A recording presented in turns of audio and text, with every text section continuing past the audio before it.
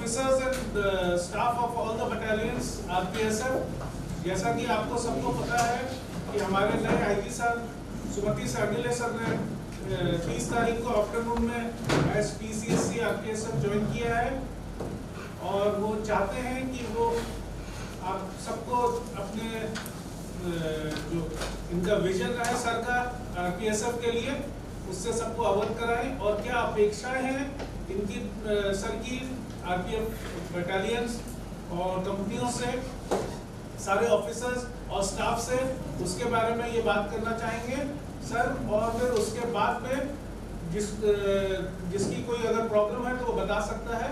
अभी सबका mic mute कर दिया गया है। आपको जिसको भी अगर कोई बात करनी है, कुछ पॉइंट रेज करना है तो आप हैंड रेज कर दें, यहाँ पे रिकॉर्ड पे आ जाएगा और फिर उसके बाद आपको बारी बारी से बोला जाएगा तो आपका माइक जो है वो यहाँ से एनेबल कर दिया जाएगा। फिलहाल सबके माइक डिसेबल्ड है। आवाज सबको आ रही होगी ना? आवाज आ रही है तो हाथ खड़ा कर लें। आवाज सबको आ रही है तो हाथ खड़ा करें। अब मैं आईजी साहब से बोलूंगा कि वो अपने उद्बोधन दें।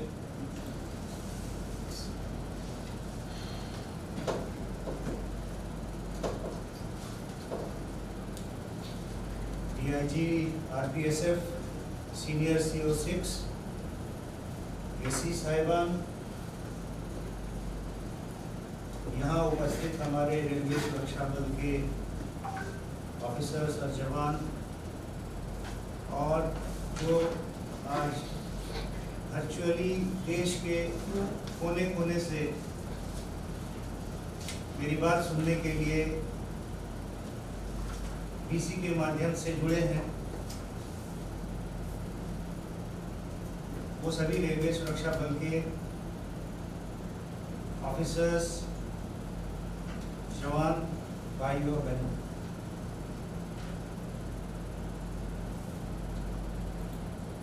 रेलवे सुरक्षा बल का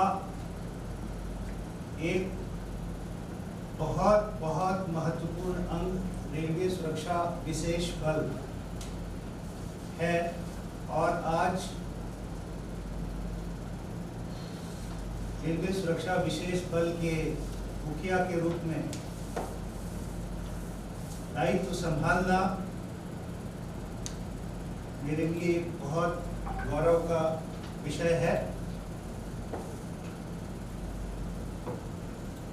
इसे सौभाग्य कहें, दुर्भाग्य कहें या जो भी कहें, अभी तक मुझे रेलवे सुरक्षा विशेष बल में रेलवे सुरक्षा विशेष बल का कर्मी होकर काम करने का सुअवसर प्राप्त नहीं हुआ है। लेकिन इसका मतलब ये नहीं कि रेलवे सुरक्षा विशेष बल के कैरेक्टरिस्टिक, उनके क्वालिटीज, उनके कार्यकलाप, उनकी गतिविधियां, उनका डिसिप्लिन, उनका कंडक्ट, उनका परफॉर्मेंस, उससे मैं वाकिफ नहीं हूँ। मैं विभिन्न मंडलों में रहा और करीब 6.5 बरस से रेलवे सुरक्षा बल के फोर्स हेडक्वार्टर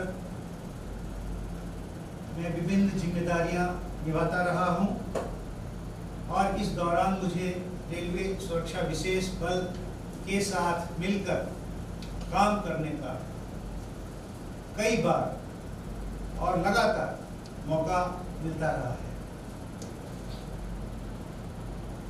रेलवे सुरक्षा बल के कैरेक्टरिस्टिक से, के विशेषताओं से, के एट्रीब्यूट से, उनके जो किस तरह से वो काम करते हैं फील्ड में, उनकी क्या समस्याएं हैं, उनकी क्या क्वालिटीज है, इसके बारे में मुझे काफी गहन जानकारी है। हैविंग सेड दैट, ये कहने के बावजूद रेलवे सुरक्षा विशेष बल में आकर के रेलवे सुरक्षा विशेष बल के परिवार का सदस्य बन के काम करने का मौका मुझे जो मिला है वो मेरे लिए बहुत गर्व की बात है। इससे पहले कि मैं आगे बढ़ूं, मैं एक बार रेलवे सुरक्षा विशेष बल का जो गौरवशाली अतीत है, जो ट्रेडिशन है उसको याद करना चाहूंगा। हम सबको पता है कि रेलवे सुरक्षा विशेष बल की हिस्ट्री बहुत पुरानी है। चाइनीज एग्रेशन के बाद से ही इसका प्रादुर्भाव हुआ था और उसके बाद विभिन्न कालांतर में इसमें अलग अलग कड़ियां जुड़ती गईं। हमने सेना के अंदर भी काम किया, अलग अलग जगहों में अलग अलग दुरूह विपरीत परिस्थितियों में काम करने का हमको एक्सपीरियंस है, हमें उसका अनुभव प्राप्त है। और आज भी जब समय दुरूह आता है, जब समय विपरीत आता है, जब चैलेंजेस, चुनौतियां बड़ी होती हैं, तो न सिर्फ रेलवे सुरक्षा बल की सहायता, न सिर्फ रेलवे सिक्योरिटी को एनहांस करने के लिए, बल्कि भारत के लोकतंत्र को बरकरार रखने के लिए, भारत के विभिन्न स्थानों में लॉ एंड ऑर्डर या सिविल स्ट्राइक की समस्याओं के समाधान के लिए भी रेलवे सुरक्षा विशेष बल को एक स्ट्राइकिंग फोर्स के रूप में बुलाया जाता है। और ऐसा नहीं है कि हमने अपने परफॉर्मेंस से लोगों को या देश को या देश की जनता को या प्रशासन को कभी निराश किया। हमने जब भी, जहां भी फील्ड में जहां हमें काम करने का मौका मिला, दिया गया, वहां पे हमने कार्यकलाप की, परफॉर्मेंस की नई नई ऊंचाइयां दिखाई, लोगों को बताया कि रेलवे सुरक्षा विशेष बल क्या क्या कर सकता है।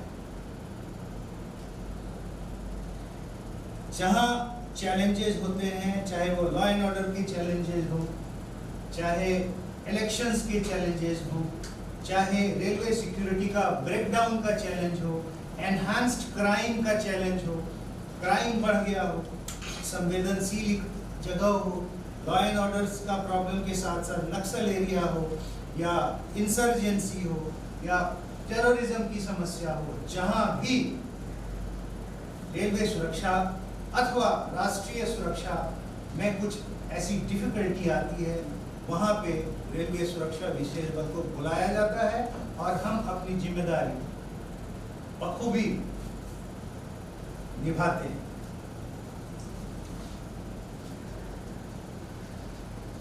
आज इससे पहले कि मैं रेलवे सुरक्षा विशेष बल के बारे में बोलूं, मैं ये एम्फसाइज करना चाहता हूं, ये सबके मन में डालना चाहता हूं कि रेलवे सुरक्षा विशेष बल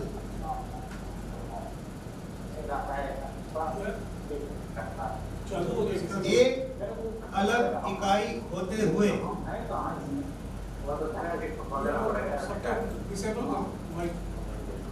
कोई बोल रहा है, कृपया अपना माइक डिसेबल कर लें क्योंकि इससे डिस्टरबेंस होता है। मैं बोल रहा था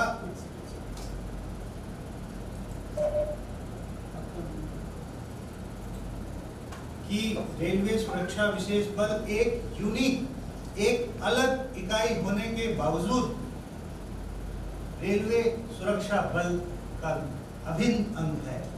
We are part and parcel of Railway Protection Force. हमारी अपनी पहचान है, हमारा अलग वजूद है।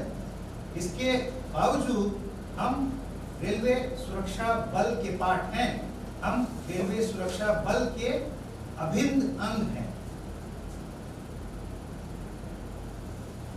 आपको मैं एक सिमिली देता हूं, एक उदाहरण प्रस्तुत करता हूं। जिस तरह से महाभारत सबने पढ़ा होगा, धर्मराज युधिष्ठिर जो थे वो एक सिंबल थे, लेकिन जब उनको जरूरत होती थी अपना माइट एक्सप्रेस करने की, अपना बल दिखाने की, अपनी ताकत का मुजाहरा करने की, तो उस समय धर्मराज युधिष्ठिर की सहायता के लिए सव्यसाची अर्जुन को लाया जाता था। सव्यसाची अर्जुन अग्रिम पंक्ति में खड़ा होकर धर्मराज युधिष्ठिर के मुहिम में सबसे आगे रहते थे। और जो कॉन्क्वेस्ट हुए, जो राजसूय यज्ञ हुआ या जितने भी महाभारत का युद्ध हुआ, अगर उसमें सब्यसाची अर्जुन धर्मराज युधिष्ठिर के साथ खड़े नहीं होते तो हो सकता है आज महाभारत का परिणाम कुछ और होता। तो धर्मराज युधिष्ठिर अगर आरपीएफ है तो सब्यसाची अर्जुन आरपीएसएफ है। हमारे प्रोफेशनलिज्म के बदौलत आरपीएफ बहुत जगह अपना नाम ऊंचा कर पाया है। और आरपीएफ का जो मोटो है यशो लभस्व, अटेन ऑनर, यश का लाभ करो, उसको पूरा करने में हम रेलवे सुरक्षा बल के साथ साथ हैं। और जहां जहां रेलवे सुरक्षा बल को आवश्यकता होती है, हम अग्रिम पंक्ति में खड़े होकर के रेलवे सुरक्षा बल का झंडा ऊंचा करने में बल की मदद करते हैं।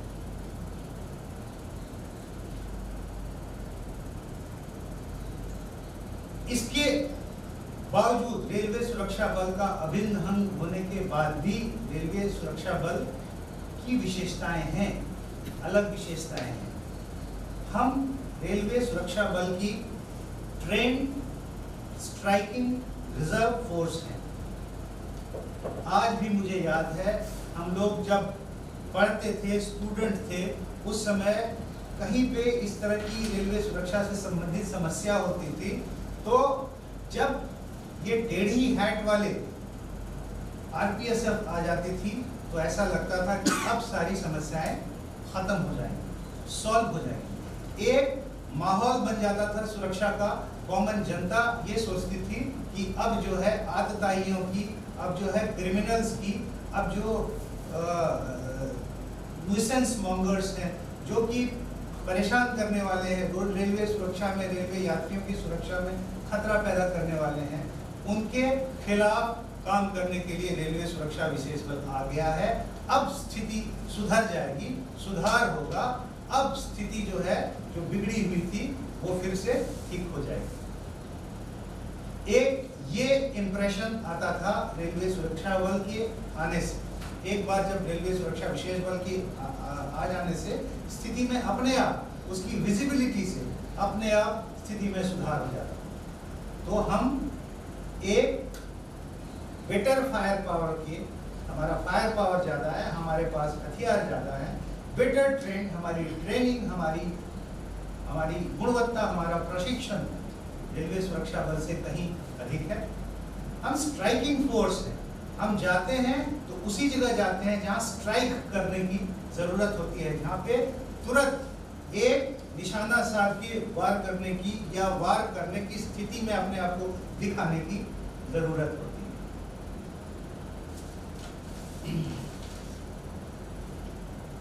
हमारा रेजिमेंटेशन रेलवे सुरक्षा बल से अच्छा है। हम बटालियन और कंपनी के पैटर्न में हैं। बटालियन, कंपनी, प्लाटून, सेक्शन, ये पैटर्न जो है, जो कि आर्म्ड फोर्स का एक होना चाहिए, वो हमारा है। रेलवे सुरक्षा बल वैसा नहीं हो सकता क्योंकि उसका पैटर्न डिप्लॉयमेंट का डिफरेंट है। इसीलिए हम अपने इस रेजिमेंटेशन से अपना डिसिप्लिन और कॉन्डक्ट ज़्यादा अच्छा रखते हुए रेलवे सुरक्षा बल की मदद करने में सक्षम है। इसीलिए क्योंकि हम रेजिमेंटल फोर्स, हम armed force of the union जो है, उसका जिस तरह से उसका मॉडल होता है, उस मॉडल में, उस मॉडल का फोर्स है।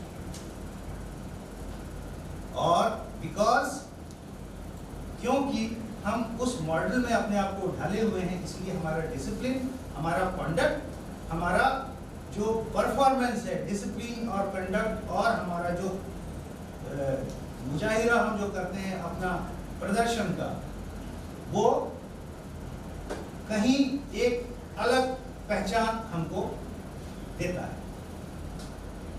हम एक हाईली मोबाइल फोर्स है।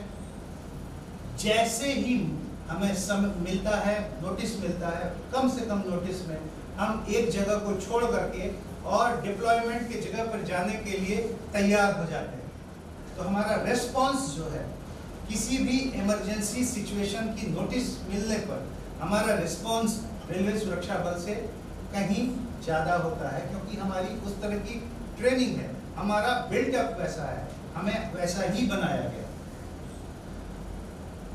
और चूंकि हम स्ट्राइकिंग फोर्स हैं, मूवमेंट के साथ साथ हम जल्दी से जल्दी तैयार हो जाते हैं रिस्पॉन्ड करने के लिए, तो हमारा रिस्पॉन्स इफेक्टिव और क्विक होता है, जल्दी होता है, बहुत प्रभावी होता है। अब जब हम अपने डिप्लॉयमेंट के स्थल पे पहुंच जाते हैं, अपना काम संभाल लेते हैं, चाहे वो रेगुलर डिप्लॉयमेंट हो स्टेशंस में, ट्रेन्स में, या इमरजेंसी डिप्लॉयमेंट हो, जैसे अभी हाल में एक बहुत ही दुर्भाग्यपूर्ण एक्सीडेंट हुआ, तो एक्सीडेंट साइट पे या कुछ ऐसा क्राइम प्रोन एरिया में ट्रेन स्पॉटिंग को जाते ही, जैसे ही हम अपना काम संभाल लेते हैं, एक चीज़ हमारे दिमाग में हमेशा रहना चाहिए, कहीं कोई डाउट हो हमें अपने परफॉर्मेंस को लेकर के, तो एक जो हमेशा प्रधानमंत्री जी बोलते हैं, हमारे दिमाग में भी रहना चाहिए कि हमारे हर परफॉर्मेंस में हमारा ध्येय है राष्ट्र प्रथम सदैव प्रथम। हमारा हर काम देश के लिए, देश के अल्टीमेट ऑब्जेक्टिव, उनका जो अल्टीमेट देश का जो वेलफेयर है, उनका जो देश का एम है, देश की सुरक्षा के लिए सबसे इम्पोर्टेंट हमारे लिए वही है, राष्ट्र सबसे आगे, नेशन फर्स्ट। नेशन के बाद रेलवेज, भारतीय रेल जिसके यहाँ हम काम करते हैं, जो हमें तनख्वाह देती है, जिसके तनख्वाह से, जिसके सैलरी से हम अपने परिवार का भरण पोषण करते हैं, अपने बच्चों को पढ़ाते हैं, अपने माता पिता की सेवा कर सकते हैं, वो रेल देश के बाद उसका स्थान आता है।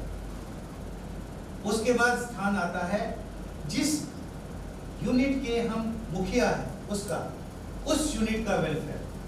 हमारे अंदर जो काम कर रहे हैं लोग, हमारे अंदर जो जवान काम कर रहे हैं, जो ऑफिसर्स काम कर रहे हैं, उनकी क्या समस्या है, उनको क्या परेशानी है, उनकी क्या दिक्कतें हैं, क्या वो हंसी खुशी हैं, क्या उनकी खुशी जो है वो हर दिन जो काम होती है उनमें उनकी खुशी बरकरार है, क्या उन्हें कोई प्रॉब्लम है, कोई समस्या है, कोई परेशानी है, क्या परेशानी है। अगर परिवार का मुखिया होकर के हम उनकी परेशानी सॉल्व नहीं कर पाएंगे तो हम परिवार का मुखिया होने की स्थिति में नहीं। तो जो हमारे अंदर ट्रूप्स है, जो हमारे अंदर काम करने वाले लोग हैं, हमारे अंदर जो बूट्स ऑन द ग्राउंड है, जो हमारे अंदर जवान है, अधिकारी हैं, वो हमारी जिम्मेदारी है। सबसे पहले राष्ट्र है, उसके बाद रेल है, उसके बाद हमारे जवान हमारी जिम्मेदारी है, हमारे ऑफिसर्स जो हमारे अंदर काम करते हैं। अगर आप हैं तो हम हैं, हम एक चेहरा है, I am just a face. काम करने वाले सारे आप लोग हैं।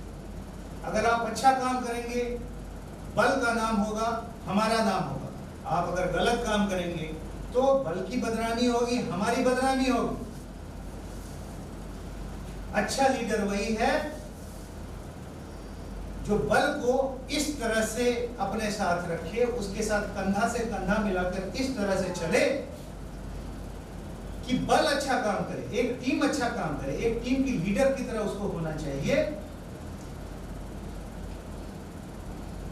और अगर उसकी कोई समस्या है, उसकी कोई परेशानी है, तो उसका निदान करने के लिए उसको हमेशा, चाहे वो दिन हो, रात हो, चाहे वो छुट्टी में हो, ड्यूटी ऑफिस में हो, बाहर हो, कहीं भी हो, हमेशा ये उसके ध्येय में, ये उसके दिमाग में सबसे आगे होना चाहिए कि हमारे अंदर जो काम कर रहे हैं, हमारे बल के अधिकारी, जवान, उनके परिवारजन, उनको क्या समस्या है। अगर वो समस्या क्या मैं समाधान कर सकता हूं, अगर मैं समाधान नहीं कर सकता हूं तो कौन कर सकता है, किसके पास जाऊं।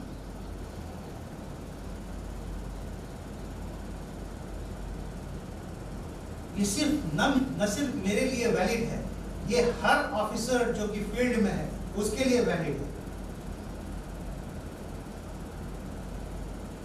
उसके बाद आपका परिवार आता है, सबसे पहले राष्ट्र, उसके बाद रेल, उसके बाद आपके अंदर काम कर रहे हैं जो उनका वेलफेयर, उसके बाद आपका परिवार जो है उसका वेलफेयर, आपका परिवार, आपके माता पिता कैसे हैं, क्या उनकी तबीयत ठीक रहती है, उनको कोई परेशानी तो नहीं है, उन्होंने हमें जन्म दिया है।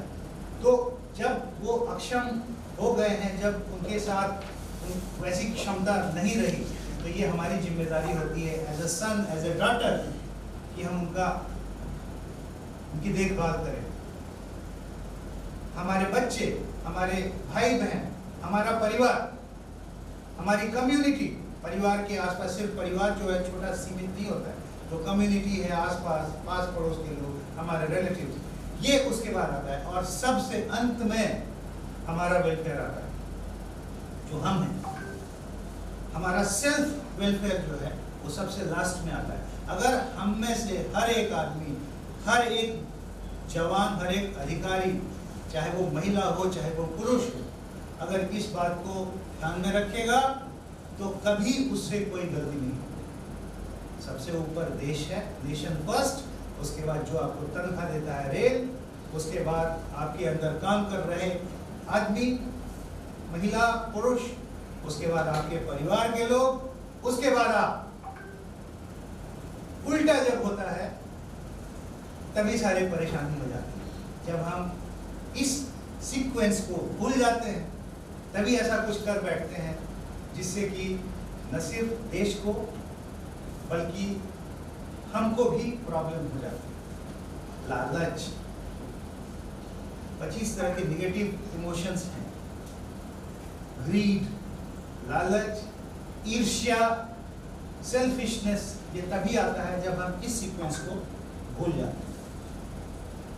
एक और चीज याद रखनी है,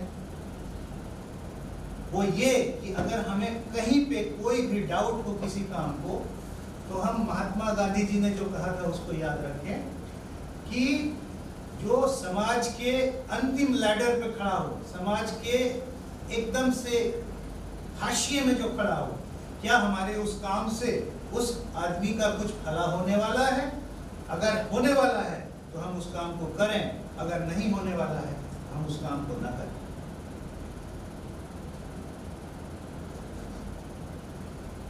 हमारा जो मोटो है, हमने जो एक संकल्प लिया है अभी, वो है सेवा ही संकल्प। जहां पे भी हम हैं, चाहे रेलवे स्टेशन में हैं, ट्रेन में, रेलवे प्रेमाइस में है, ऑफिस में है, कहीं भी, यात्री की, पब्लिक की, जो लोग परेशानी में हैं, उनकी जिस तरह से हम मदद कर सकते हैं उसी में हमारा वर्क। अगर हम कुछ भी कर पाए, उनको थोड़ी सी भी मदद कर पाए, जैसे अभी हाल में एक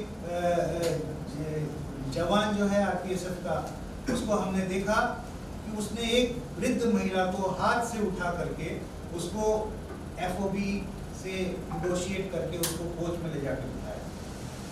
कोई बीमार हो, कोई घायल हो, कोई विकलांग हो, दिव्यांग हो, अगर हम समय पे आकर उसकी मदद करते हैं तो न सिर्फ उस समय में, वो जिंदगी भर उस बात को याद रखता है।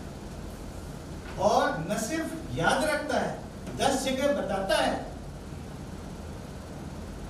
कि एक वर्दी वाला आदमी रेलवे स्टेशन पे खड़ा था, मेरे साथ ऐसी समस्या हुई, कोई दूसरा इसके पहले मेरी कुछ मदद करता, वो आदमी दौड़ के आया, उसने अपने ड्यूटी के बाहर जाकर के, जो कि उसके ड्यूटी के डोमेन में नहीं आता है, मेरी मदद की।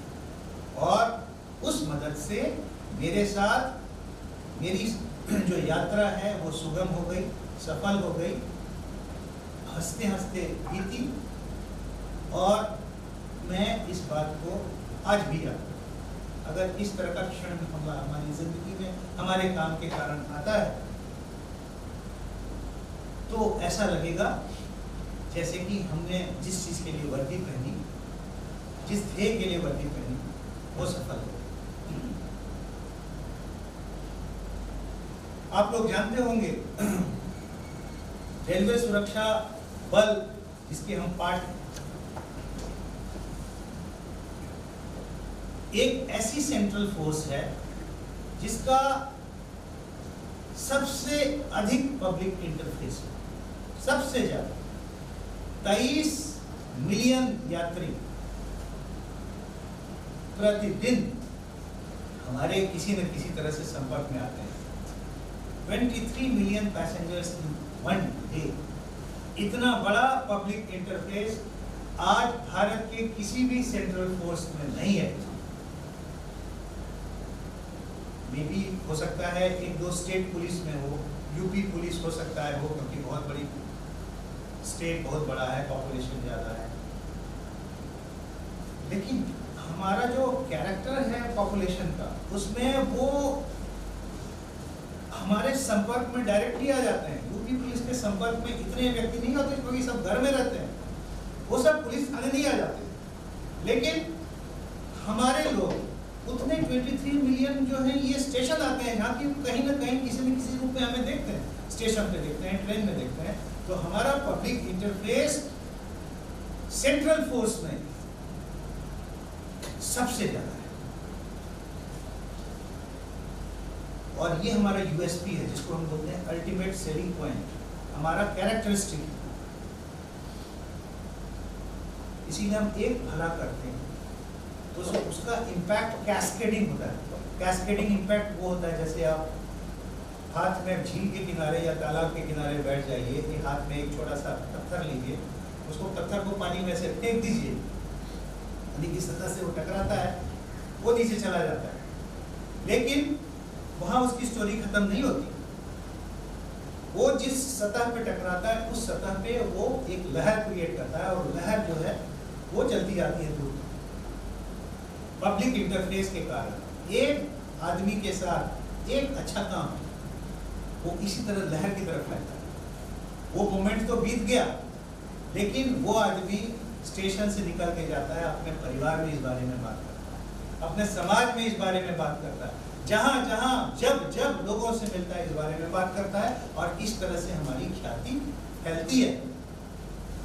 लेकिन इसका एक काउंटर नैरेटिव भी है, ये एक दुधारी तलवार है। अगर हम में से कोई एक बुरा काम करता है तो उसका भी इम्पैक्ट इसी तरह से 10 जगह बातें होती हैं, वायरल हो जाता है। अभी आपने देखा होगा 2 दिन पहले बड़ी मुश्किल से उसको कंटेन किया हमने। पुणे स्टेशन पे एक रेलवे सुरक्षा बल का जवान जो है वो स्टेशन पे प्लेटफॉर्म पे लोग सोए हुए थे, उसको जगाने के लिए सबके मुंह में ऐसे पानी डाल रहा था। उसका इंटेंशन ठीक था, वो प्लेटफॉर्म क्लियर करना चाहता था, तरीका गलत था। तरीका गलत होने के कारण वो वीडियो 4.3 मिलियन व्यूज हुए, वायरल हो गया। और वायरल होने के बाद हमारी इतनी तू में हुई, उसको जवाब देते देते हम 2-3 दिन से थक गए। वो उसी तरह से, जिस तरह से हमारा अच्छा काम करता है, उसी तरह से हमारा बुरा काम भी करता है। ऐसा नहीं है कि हम कोई बुरा काम कर गए और लोगों ने देखा नहीं।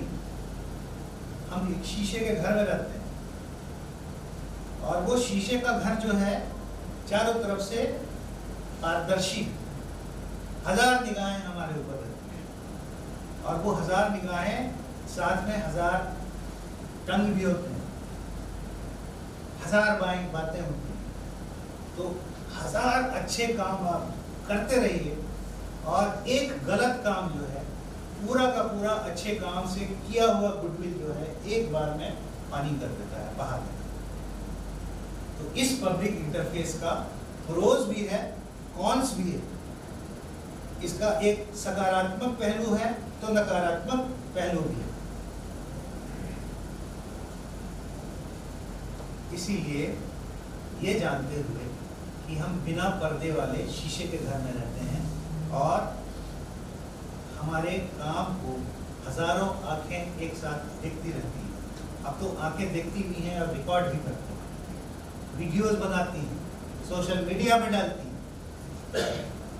तो ये हमसे देखना होगा कि अच्छा काम तो हम करें ही करें, लेकिन कोई हमसे गलत काम ना हो जाए।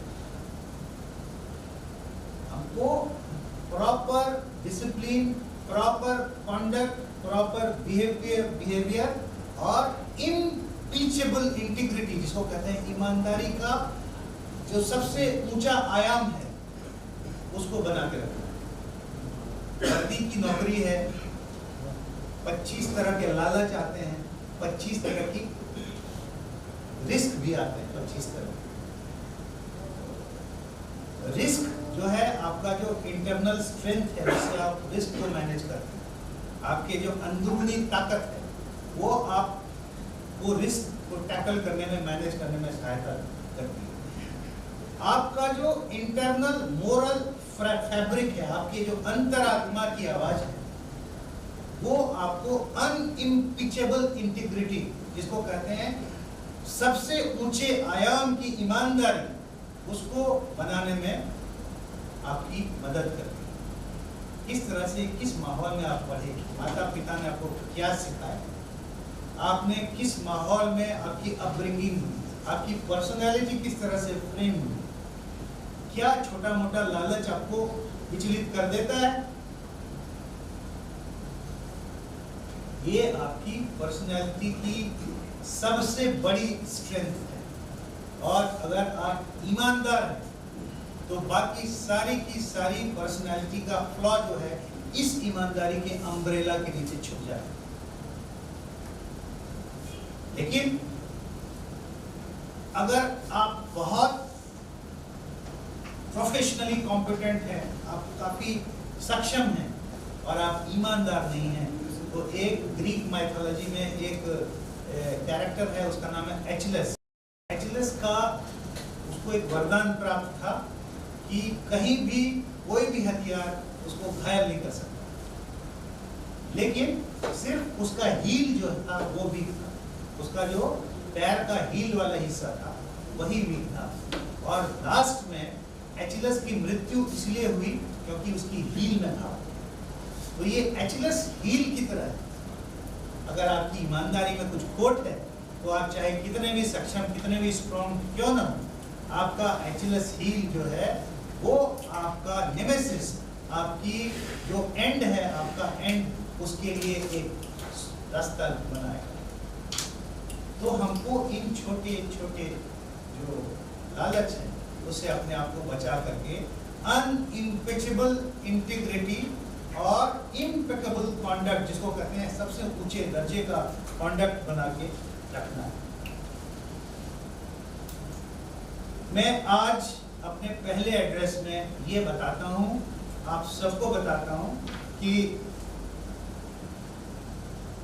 हमारे लिए, हमारे प्रशासन के लिए, जो प्रशासन मैं चाहता हूँ करना, उसमें there will be zero tolerance to corruption. अगर कोई एक भी हल्का भी करप्ट प्रैक्टिस होगा तो उसके लिए हमारा टॉलरेंस जीरो। मैं उसके खिलाफ दोनों हाथों से गर्म पानी में हाथ धो के पीछे पड़ जाऊंगा। I will not tolerate any act of corruption.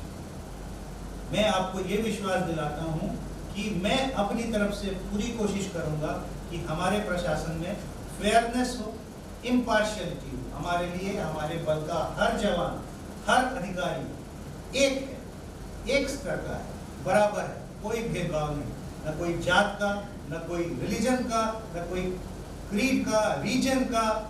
जितना भी तरह का भेदभाव होता है, मेरे निगाह में जब किसी ने रेलवे सुरक्षा विशेष बल की वर्दी पहन ली तो वो मेरा कलीग है, वो मेरा सबॉर्डिनेट है, वो मेरे परिवार का सदस्य है, और मेरे परिवार के सभी सदस्य मेरी आंख में, मेरे सामने एक है, बराबर है। वर्दी ही हमारी पहचान है, रेलवे सुरक्षा विशेष बल ही हमारी पहचान है, हमारी और कोई पहचान नहीं। और हमारा जो लॉयल्टी है, हमारा जो निष्ठा है हमारी, वो है देश के प्रति, रेल के प्रति और अपने सबॉर्डिनेट्स के प्रति, पब्लिक के प्रति। देश जो है वो पब्लिक के प्रति, वो हमारी निष्ठा है। हमारे रूल्स, रेगुलेशंस, गाइडलाइंस जो हैं वो हमारे लिए गाइड पोस्ट हैं, वो हमको रास्ता दिखाते हैं, उनके अंदर हमको काम करना है। और हमारा मोटो एक जो यशोलभस्व, यानी यश जो है उसको अर्जित करना हमारा, और यश अर्जित कैसे करना, अच्छा काम करके अर्जित। और दूसरा जो हमारा कैच वर्ड है आज के दिन में वो है सेवा ही संकल्प। हमारे लिए हमारे लोगों की, जो पब्लिक है, जो पैसेंजर्स हैं, उनकी जिस तरह से सेवा हम कर सकते हैं वो हम संकल्प लेते हैं। हमने संकल्प लिया हुआ है और उस संकल्प को हम पूरा करने की कोशिश करेंगे। जिस तरह से अपनी जान पे खेल के रेलवे सुरक्षा बल के, रेलवे सुरक्षा विशेष बल के लोग ट्रेन में, स्टेशन में जिंदगियां बचा रहे हैं, लोग सुसाइड करने जाते हैं, उनको निकाल के लाते हैं। यहाँ तक कि कई मामलों में जिंदगियां बचाने में हमारे जवान शहीद भी हो गए। इतना बड़ा सैक्रिफाइस और कौन देता है? तो हम जब इतने कमिटेड हैं, इतना बड़ा सैक्रिफाइस दे सकते हैं, इतना लार्ज हार्ट है हमारा, तो ये संकल्प जो है इसी को हमें बरकरार रखना है, आगे लेके जाना है। We are citizens in uniform. हम लोग ऐसे नागरिक हैं, कॉन्सेंसस सिटीजन हैं, अंतरात्मा की जागरूकता के साथ बने हुए नागरिक हैं, जो कि यूनिफॉर्म पहने हुए हैं। तो नागरिक में से जो यूनिफॉर्म पहने हुए हम नागरिक हैं, जागरूक नागरिक हैं, तो हम अपना कर्तव्य जो है उसी तरह से वही सोच के निभाएं। कंपैशन हो, लोगों के प्रति दया का भाव हो और कमिटमेंट हो सेवा के प्रति कि हम सेवा करने के लिए आए हैं, सुरक्षा करने के लिए आए हैं, सेवा करने के लिए आए हैं। साथ ही हम लोग जहां भी तैनात हों, हमारे बल के लोग जो है, जो कि हमारा इमीडिएट फैमिली है, हम लोग बैरक में रहते हैं, साथ में काम करते हैं, तो एक दूसरे के सुख दुख के प्रति जागरूक रहे। हमारा कोई जवान अगर दुखी दिख रहा है, हमारा कोई अधिकारी अगर निराश दिख रहा है, तो क्यों दिख रहा है, क्या बात है, घर में सब ठीक तो, कहीं उसको कोई समस्या तो नहीं है, कहीं उसके ऊपर में कोई कर्ज है या उसको कोई शारीरिक कठिनाई है, क्या बात है, पूछ करके और जहां संभव हो सके एक दूसरे की हम मदद करें, तो शायद हो सकता है कि हमारे अंदर जो बिरादरी का भाव है, जो कॉमरेडरी का भाव है, और बढ़ेगा। हम एक दूसरे के प्रति अगर इस प्रकार से जागरूक हुए, तो हो सकता है इस तरह के समय में, जबकि सही में हमें ज़रूरत होती है मदद की, उस समय सबसे पहला आदमी जो सामने को में हो और वही मदद कर दे, तो उससे अच्छा और कुछ नहीं। इसीलिए ये जो रेलवे सुरक्षा विशेष बल का परिवार है, इसमें लोग हमेशा एक दूसरे का हालचाल पूछें, कोई समस्याग्रस्त हो, शारीरिक हो, मानसिक हो, पारिवारिक हो, तो उसको मदद करने की कोशिश करें। तो जो कॉमरेडरी की भावना आती है, जो साथी साथ रहने की भावना आती है, ये बल को तो स्ट्रेंथन करती है, हमारे आपस के बॉन्ड को भी स्ट्रेंथन करती है। अपना जो वर्क प्लेस है, चाहे बटालियन है, कंपनी है, या जहां भी आपका डिटैचमेंट है, उसको अगर आप साफ सुथरा रखेंगे, अपने इक्विपमेंट को, अपने हथियार को, गोला बारूद को साफ रखेंगे, आपके पास जो जो इक्विपमेंट दिए गए हैं, वायरलेस सेट है, आर्म्स एमुनिशन है, बटालियन प्रेमिसेस का रख रखाव, कंपनी लोकेशन का रख रखाव, ये सब भी हमारे जिम्मेदारी है जो हमको करनी चाहिए।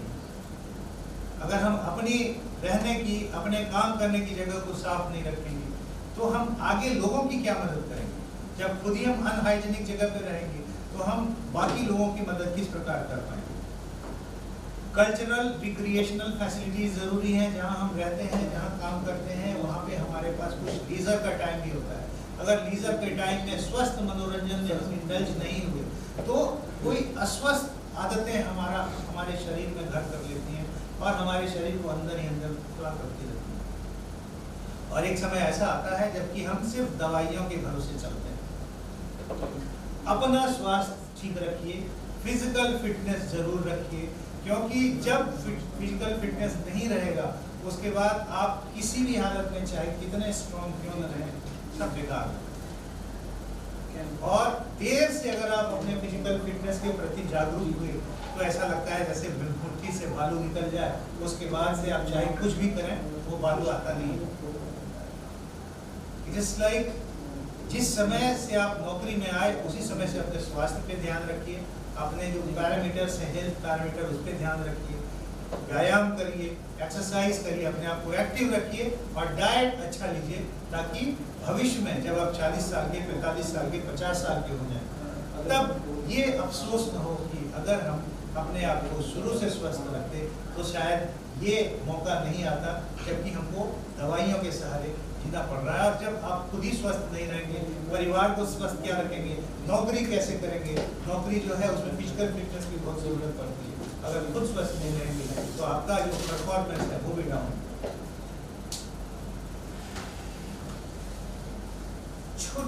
एक और चीज मैं बताना चाहता हूँ, वो है regarding huge number of major penalty chargesheets.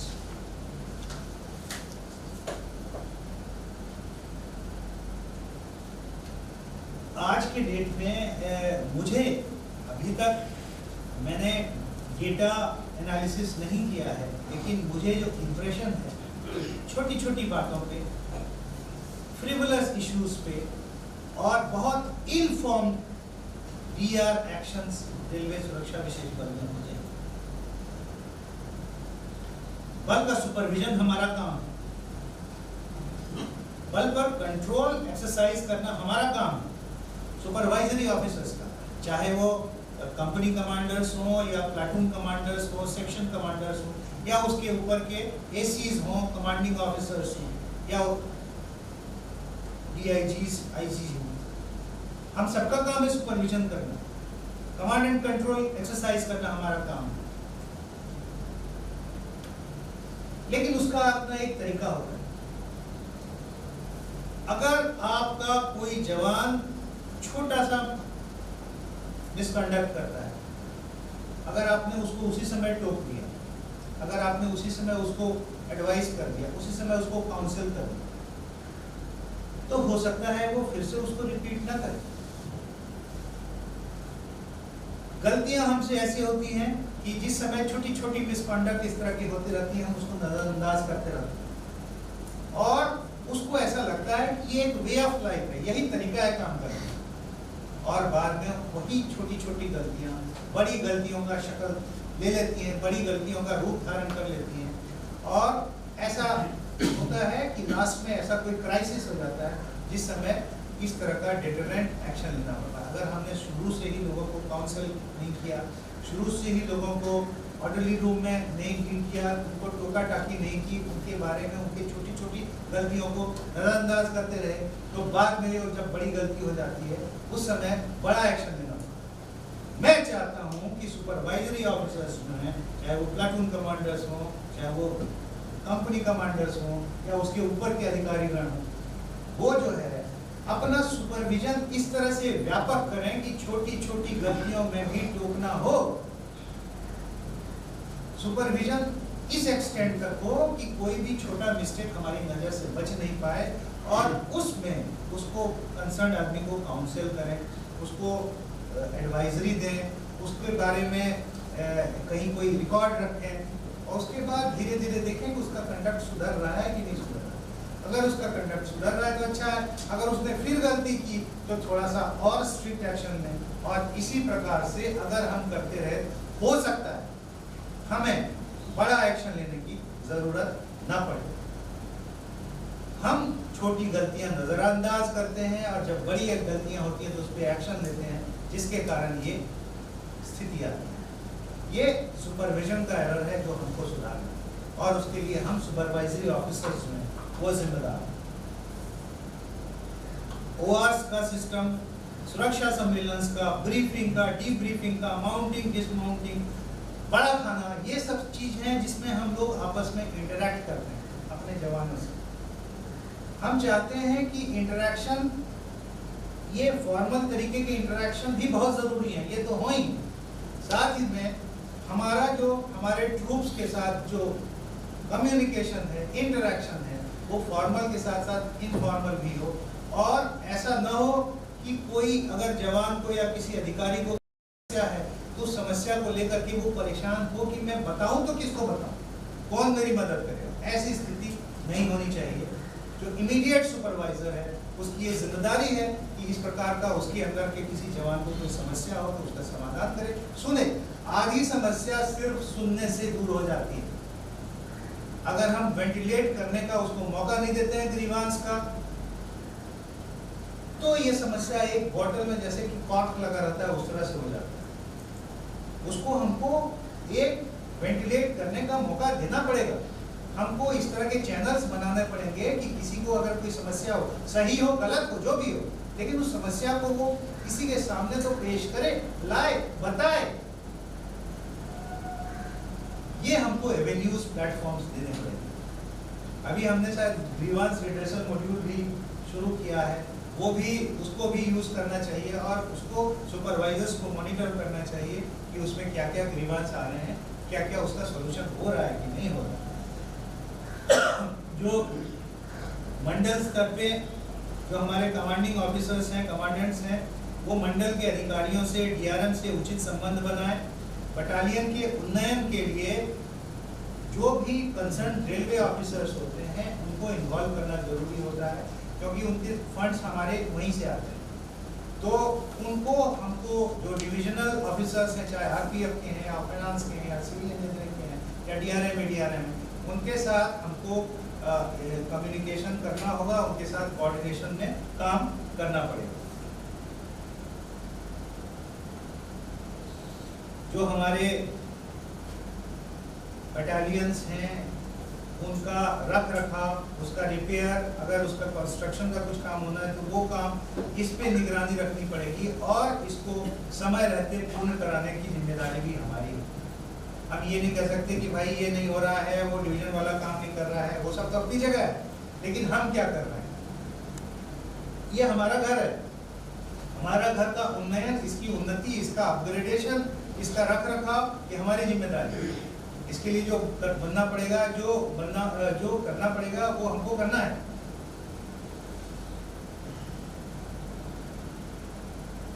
हमने जो आपको कहा प्रॉपर कॉन्डक्ट, प्रॉपर डिसिप्लिन, उसका एक पार्ट ये भी है कि हमारा टर्नआउट इम्पेकेबल होना चाहिए। आज भी रेलवे सुरक्षा विशेष बल और दूसरे बल जो प्लेटफॉर्म में या स्टेशन में रहते हैं उसके बीच में अगर फर्क करते हैं तो फर्क करते हैं कि हमारा कितना इम्पेकेबल टर्नआउट है, और जो लोग दूसरे हैं, जीआरपी वाले हैं या दूसरे फोर्स वाले हैं या कभी कभी आरपीएफ वाले भी, उनका टर्नआउट उतना अच्छा नहीं। लेकिन इंस्टांसेस ऐसे हमें नोटिस में आए हैं कि हमारे लोगों का भी अब टर्नआउट खराब होने लगा। वर्दी जो है ढंग की पहनिए, साफ सुथरी पहनिए, सड़ी गली वर्दी मत पहनिए, जो पुरानी हो गई है उसको बदलिए, और आपका टर्नआउट जो है देखने से ही इम्प्रेसिव लगना चाहिए। ये हमारा कॉन्डक्ट का पार्ट है। अगर हम शैबी यूनिफॉर्म में रहेंगे तो हम चाहे कुछ भी कर लें, हमारी बात कोई नहीं मानेगा। जीआरपी वाला वो गमछा लेकर के ऐसे खड़ा रहता है, उसकी बात कोई नहीं मानता है। वही एक जवान अगर इम्पेकेबली ड्रेस्ड 100% प्रॉपर यूनिफॉर्म में अगर रहता है तो उसकी बात मानने के लिए वो ज्यादा तत्पर रहते हैं।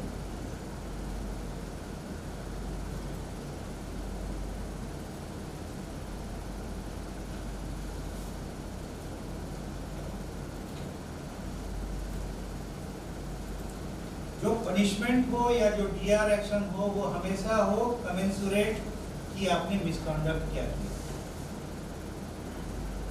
हमारे नोटिस में ये आया है, अभी इनफॉर्मली आया है, फॉर्मली तो बाद में आएगा, लेकिन मैं आईजी हेडक्वार्टर भी रहा हूँ, इसीलिए मुझे ये पता चलता रहता है कि छोटी छोटी बातों के लिए बड़ा जो डीआर एक्शन ले लेते हैं। ऐसे इंस्टेंसेस एक भी अगर हो तो गलत, कमेंसुरेट होना चाहिए। मिसकॉन्डक्ट जितना है उसी तरह से डीआर एक्शन नहीं होना चाहिए। जैसा मैंने कहा, स्टाफ का ग्रीवांस जो है उसको रिजॉल्व करना हमारी जिम्मेदारी है। जब हम ग्रीवांसेस का निस्तारण, उनका निवारण समय से नहीं करते हैं तो फिर वो दूसरे एवेन्यूज तलाश करते हैं। आप नहीं कर रहे हैं, फिर वो जाएगा किसी और के पास, फिर उससे घूम के आपके पास वो आएगा तो आपको अच्छा नहीं लगेगा। मैंने तो ये भी देखा है कि छोटी छोटी बातों के लिए डीजी को हमारा जवान चिट्ठी लिख देता है। अगर वही ग्रीवांस उसका जिस चैनल में उस ग्रीवांस का रिजरेशन होना चाहिए वहाँ हो गया होता, हो सकता है वो उतना डेस्परेट नहीं होता कि किसी को भी चिट्ठी लिखे। ट्रांसफर्स के लिए लोग जो है एमपीज के पास चले, अगर उसका वो जेन्युइन केस है और वो लॉ में, कानून में किया जा सकता है, तो हम क्यों नहीं कर दे रहे? क्यों उसको हम इस बात के लिए मजबूर करते हैं कि वो कोई दूसरा एवेन्यू तलाशे? हम इसको सपोर्ट नहीं कर रहे हैं कि कोई दूसरे जगह पे जा करके और इस प्रकार का एक्सट्रीमियस प्रेशर दिलवाए, लेकिन हम उसमें ये बताते हैं कि अगर हम ऐसा किया होता हमने, तो हो सकता है कि ऐसा मौका जवान को रिसोर्ट करना नहीं पड़ता।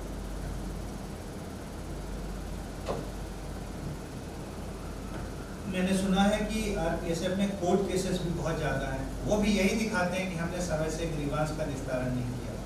लेकिन अगर फ्रीवलस कोर्ट केसेस है, तो मैं आप लोगों से अपील करता हूं कि इस प्रकार के फ्रीवलस कोर्ट केसेस कृपया न करें। अगर कोई इस प्रकार का इशू है जिसमें कि आपको कोई ग्रीवांस है जिसका निस्तारण आपको करा, तो आप हमारे पास आइए, हमसे मिलिए, बैठिए, बात करिए। हो सकता है कि इसका निस्तारण का कोई रास्ता निकल जाए। अगर कानूनन संभव होगा तो हम जरूर करेंगे, और अगर कानूनन संभव नहीं है तो कोर्ट में भी जाने से कोई फायदा नहीं है।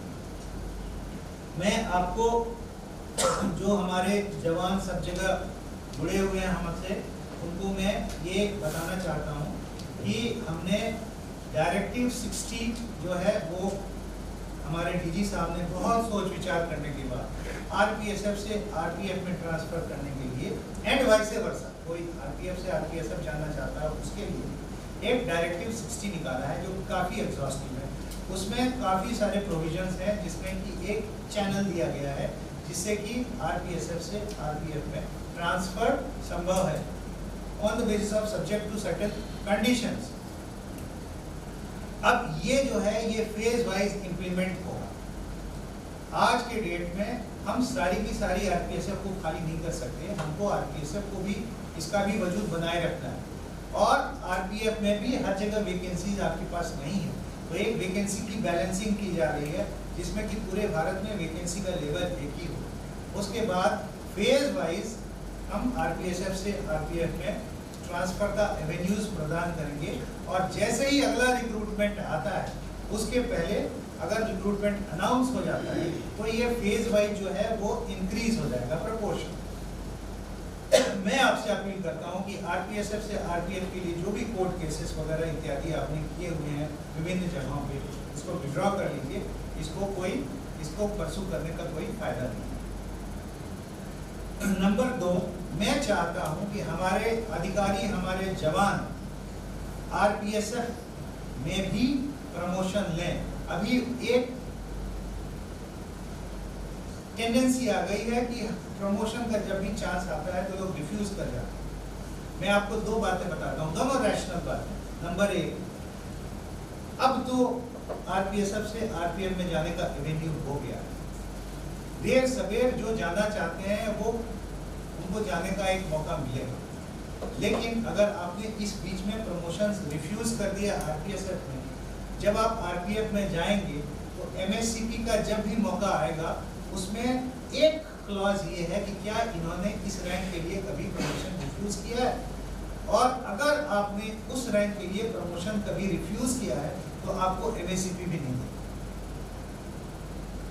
तो मैं चाहता हूं कि आप जब आपको आरपीएसएफ से आरपीएफ में जाना हो जाएं, लेकिन जब तक आप आरपीएसएफ में हैं आप प्रमोशंस रिफ्यूज न करें, प्रमोशंस लें।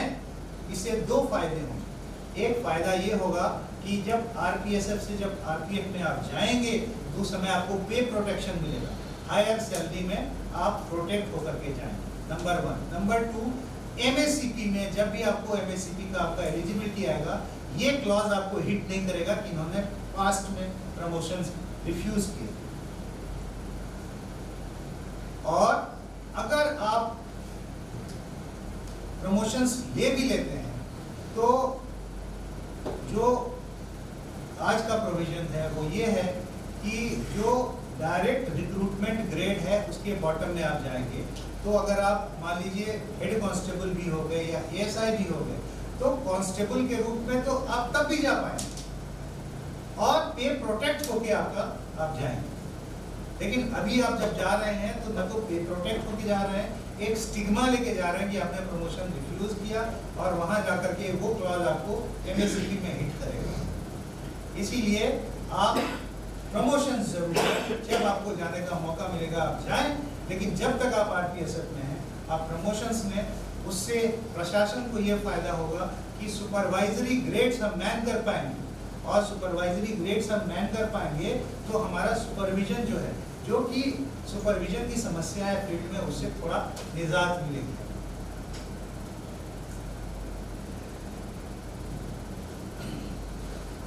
जो ट्रेनिंग है वो हमारा कोर है, हमारी ट्रेनिंग जो है वो हमको बाकी फोर्सेस से अलग करती है, तो ट्रेनिंग पे हमेशा हमको ध्यान देना होगा। डिस्टर्ब एरिया में जाने से पहले प्री इंडक्शन कोर्सेज होते हैं, वो अच्छे से करना है। Refresher courses, promotion courses, commando courses जो कमांडो की ट्रेनिंग होती है, अदर ट्रेनिंग, जितनी भी ट्रेनिंग है वो सीरियसली करिए और कोशिश करिए कि ट्रेनिंग में जो स्किल आपको मिला है उस स्किल को हमेशा आप रिफ्रेश करके रखें। हमने अभी, जब मैंने अभी डिटेल्स आरपीएसएफ का लिया नहीं है, हमने अपने कुछ इश्यूज बनाए हैं जिसको कि मैं ध्यान में रखूंगा। सबसे पहला मेरा प्रायोरिटी जो है वो रहेगा smooth implementation of directive 60 in phases. Directive 60 जो निकला है उसका किस तरह से स्मूथ इम्प्लीमेंटेशन हो फेज वाइज, वो हमारी पहली प्रायोरिटी होगी। Construction of corps training centre, उसमें भी हम लोग को काम करना है। जल्दी से जल्दी जगाधरी में जो ट्रेनिंग सेंटर हमारी सैंक्शन हो गई है उसको जल्दी से जल्दी हम बना के खड़ा कर सकें, वो हमारी प्रायोरिटी रहेगी। आरपीएसएफ के स्टाफ की ग्रीवांसेस का रिड्रेसल जो है वो हमारी प्रायोरिटी रहेगी। कुछ अलावेंसेस जो हैं जो कि मिलने चाहिए कोरस को, जैसे हार्ड एरिया अलावेंस इत्यादि, जो कि नहीं मिल पाया है या कहीं रुक गया है या कहीं रिग्रेट हो गया है या कहीं से रिफ्यूज हो के आ गया है, उसको हम फिर से परसू करेंगे। एंसिलरी स्टाफ जो है उसका कैरियर प्रोग्रेशन किस तरह से होना चाहिए बारे में भी हम विचार करेंगे।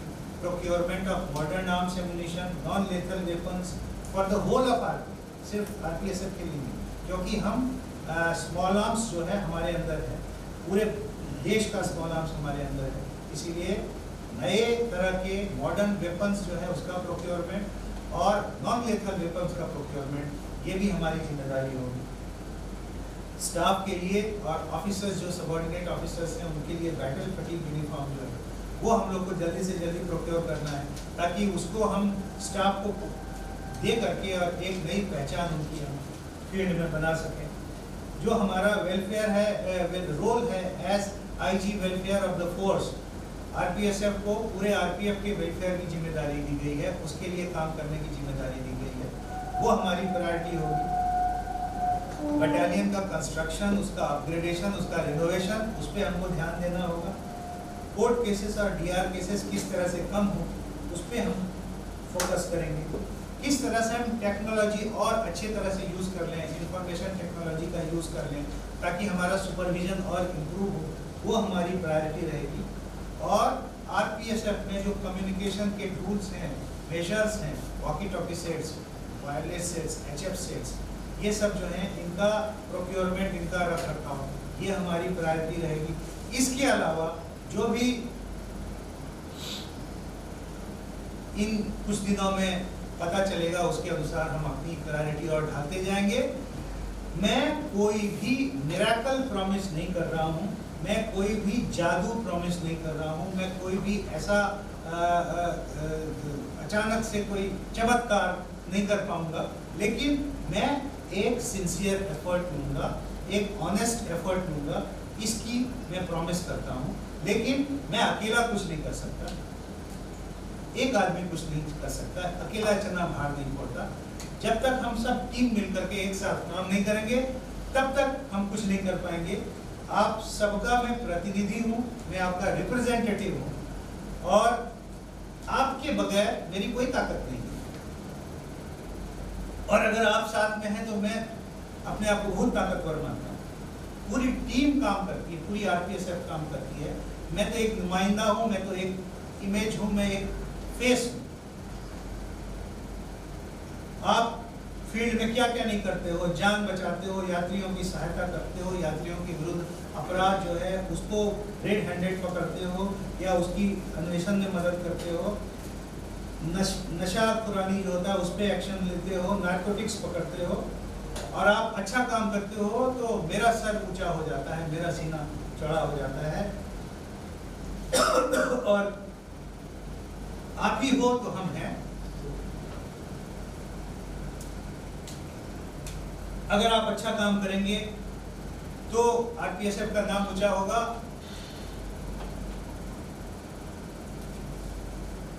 हमारे डीजी का नाम ऊंचा होगा। बहुत काम है, कुछ काम थोड़े कठिन हैं, कुछ काम थोड़े सरल हैं, बहुत लंबा रास्ता तय करना है।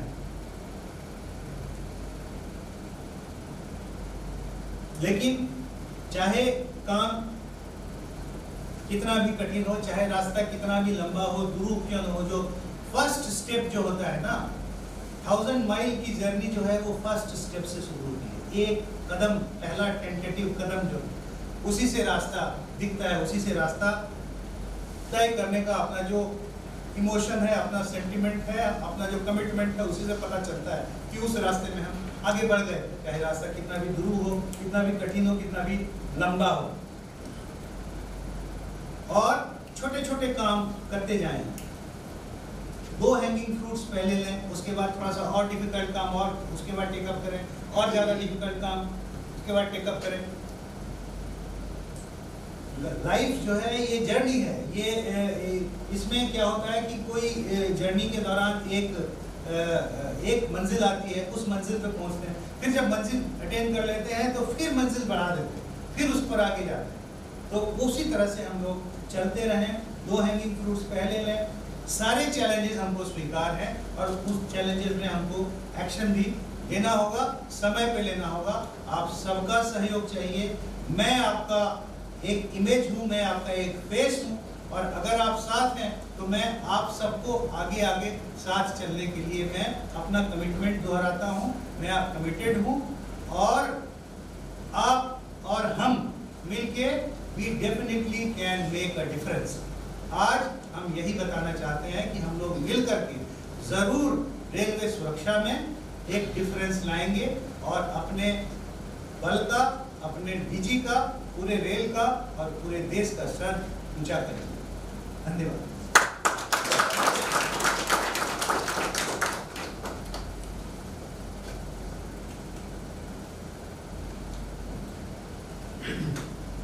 कोई किसी को कोई विवाद से ये 7 से उठा हुआ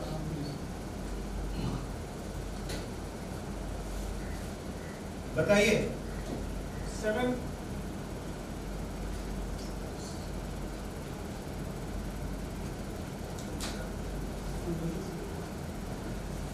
तो आज के डेट में मैं अभी सबसे अलग अलग भी इंटरेक्ट करूंगा।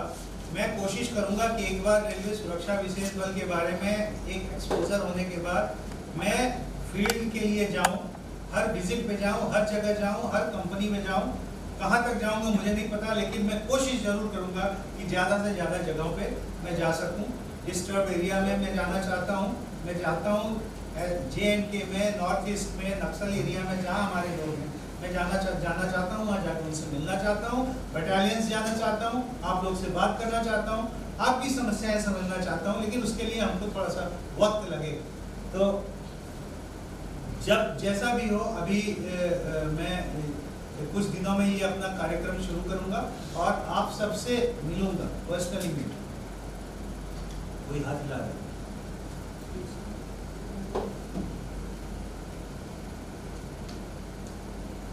CC 8.2 2nd battalion.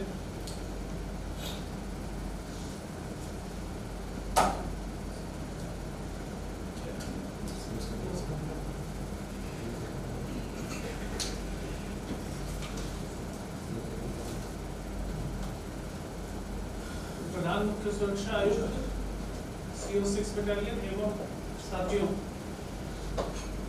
आज के जो उद्बोधन है आईजी साहब का, मेरे ख्याल से ये सबके अंदर एक नई ऊर्जा भरेगा और जो जिस स्पीड से आरपीएसएफ चल रही है वो डबल स्पीड से चलना शुरू हो जाएगी और पूरे जो फोर्स है इसमें एक आधारभूत चेंज आएगा।